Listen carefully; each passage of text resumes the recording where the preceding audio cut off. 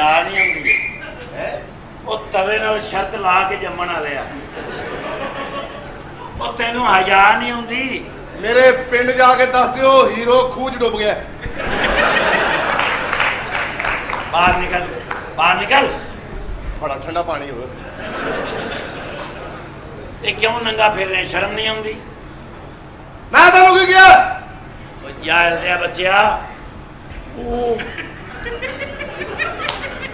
ਓਏ ਨਾਲ ਮੋਬਾਈਲ ਦਾ ਡੱਬਾ ਬੰਨੇ ਹੋਏ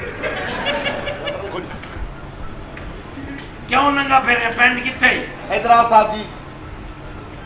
ਪਤਲਾ ਜਿਹਾ ਮੂੰਹ ਮੁੱਛਾਂ ਵੱਡੀਆਂ ਦੂਰੋਂ ਲੱਗਦਾ ਕੁੱਤੀ ਲਗੜਾ ਲੱਗ ਜਾਣ ਡਈ ਇਹ ਮਾਲਕ ਨਹੀਂ ਕਹਿ ਰਿਹਾ ਇਹਨੂੰ ਮੈਂ ਨਹੀਂ ਛੱਡਣਾ ਤੈਨੂੰ ਸ਼ਰਮ ਨਹੀਂ ਆਈ ਮੇਰੀ ਧੀ ਨੂੰ ਲੱਗਾ ਨੰਗੀਆਂ ਕਰ ਕਰਕੇ ਵਿਖਾ ਡੱਬੇ 'ਚ ਵੜ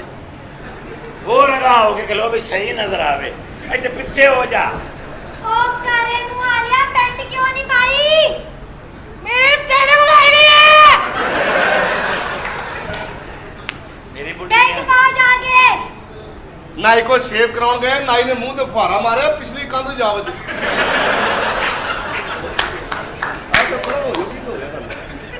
ਤੇ ਆਪ ਆਪਦਾ ਦੇ ਦਫ਼ਤਰ ਗਿਆ ਤੇ ਰੌਲਾ ਪਾਤਾ ਬੱਤੀ ਦਿਓ ਉਹਨਾਂ ਨੇ ਫਿਰ ਬਣਾ ਕੇ ਦਿੱਤੀ 2200 ਵੋਲਟ ਇਕੱਠੇ ਹੀ ਲੈ ਸਾਹਿਬ ਜੀ ਪੈਂਟ ਸ਼ਰਟ ਮੈਂ ਪਾਈ ਸੀ ਕੰਧ ਤੇ ਸੁੱਕਣੇ ਅੱਛਾ ਮੇਰੀ ਪੈਂਟ ਡਿੱਗ ਪਈ ਨਾਲ ਦੇ ਘਰ ਹਾਂ ਉਹ ਤੁਹਾਨੂੰ ਪਤਾ ਸਾਡਾ ਹਮਸਾਇਆ ਅੰਨਾ